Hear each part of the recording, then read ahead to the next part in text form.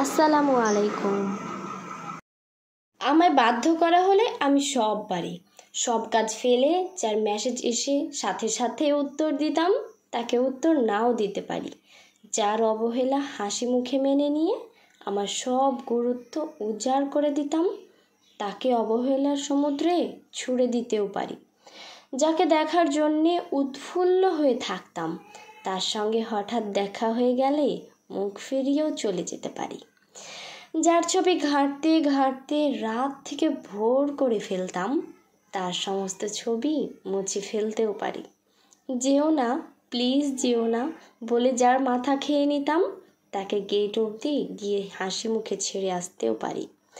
যার দিকে তাকানোর পর আর কোনো দিকে তাকাইনি কোনো দিন, তাকেও এমনভাবে অচেনা করে দিতে পারি যেন দেখাই হয়নি কোনো দিন। যার দেওয়া কষ্টে চোখের জল ফেলতাম, একদিন তার প্রতি অনুভূতিহীন হয়ে যেতে পারি। আমাকে বাধ্য করো না, আমাকে বাধ্য করলে আমি সমস্ত গল্প এমনভাবে মুছে ফেলতে পারি যেন দেখাই হয়নি কোনো দিন আমাদের। লেখা অমিত দত্ত।